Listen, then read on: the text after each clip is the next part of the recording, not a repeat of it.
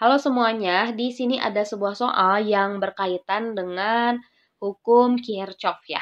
Jadi di sini ada sebuah gambar arus yang mengalir, yang ditanyakan itu adalah berdasarkan gambar rangkaian, tentukan I4, I5, I6, dan I8. Berarti yang ditanyakan I4, I5, kemudian I6, dan I8. Oke, kayak gitu. Oke, kita tulis dulu yang diketahuinya. Dari soal sudah diketahui nih, I1 sama dengan 12 ampere. Kemudian I2-nya 6. I2 adalah 6 ampere. Lalu I3, 3 ampere. 3 ampere. Kemudian I4-nya yang ingin diketahui. I5 ingin diketahui. I6 juga sama. Dan I7 sudah diketahui ya.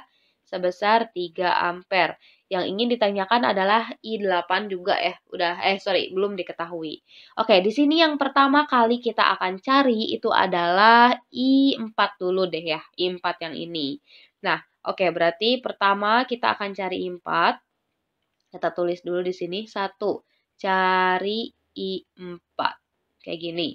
Oke, pertama di sini rumus yang akan kita gunakan untuk mengerjakan soal ini adalah rumus dari hukum Kirchhoff, teman-teman. Hukum pertama Kirchhoff kalau nggak salah, yang mana rumusnya itu adalah total kuat arus yang masuk ke dalam sebuah percabangan itu akan sama dengan total kuat arus yang keluar dari percabangan itu, kayak gitu.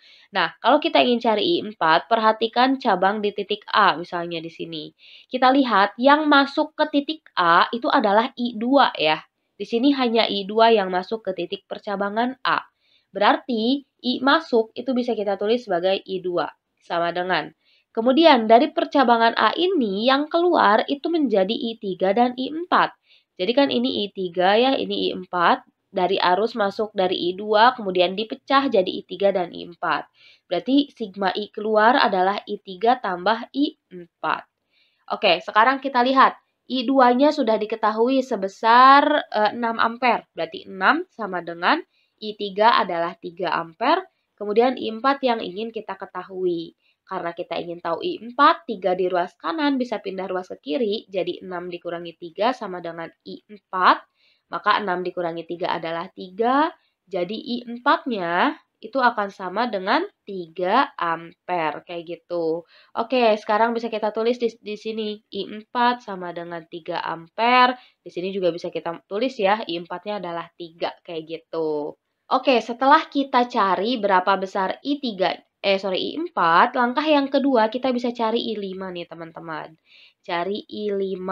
Sama, rumus yang akan kita gunakan adalah hukum pertama Kirchhoff, yaitu total arus yang masuk ke sebuah percabangan itu akan sama dengan total arus yang keluarnya. Nah, kita lihat nih di sini, di percabangan yang ini. Ini misalnya percabangan yang B.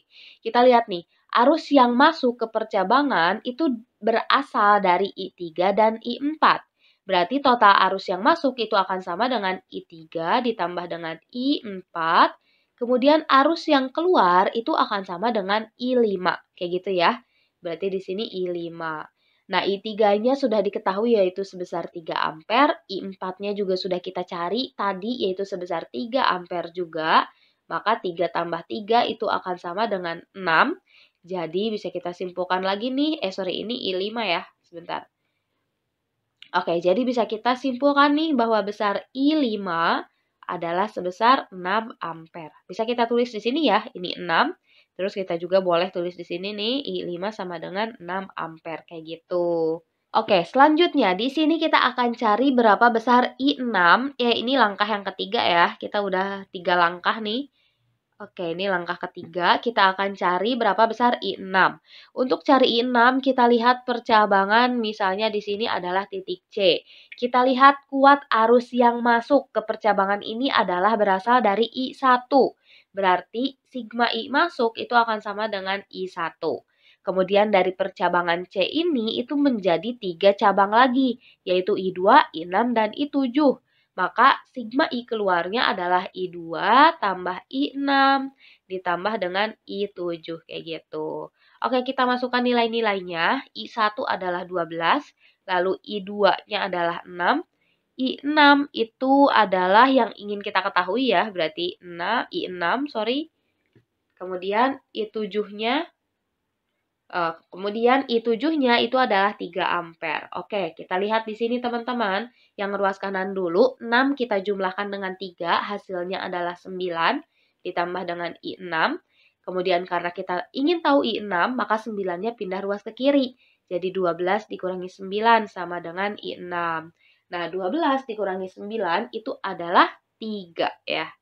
Nah, berarti kita bisa simpulkan nih, besar I6 adalah 3 ampere. Bisa kita tulis di sini ya, ini adalah 3. Kemudian di sini juga bisa kita tulis nih, I6 sama dengan 3 ampere. Oke, langkah yang keempat, kita akan cari berapa besar I8. I8 ada di sini, kita misalkan ini adalah sebuah titik D. Misalnya kayak gitu, oke. Nah, kita lihat di titik D, arus yang masuk itu berasal dari I5 yang ini, kemudian I6 dan I7. Kayak gitu kan ya. Berarti total arus yang masuk ke percabangan D itu akan sama dengan I5 tambah I6 tambah I7. Yang mana yang keluarnya itu akan sama dengan I8 aja. Kayak gitu ya. I8 kayak gitu. Oke, kita masukkan nilai-nilainya. I5 yang udah kita hitung tadi adalah 6.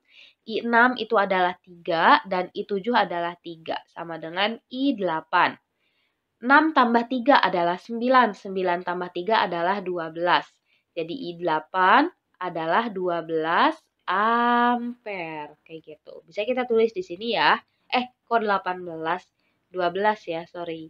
Berarti I8 sama dengan 12 ampere kayak gitu. Sebenarnya kalau teman-teman lihat di sini, kan ini adalah arus yang masuk ya, yaitu sebesar 12 ampere.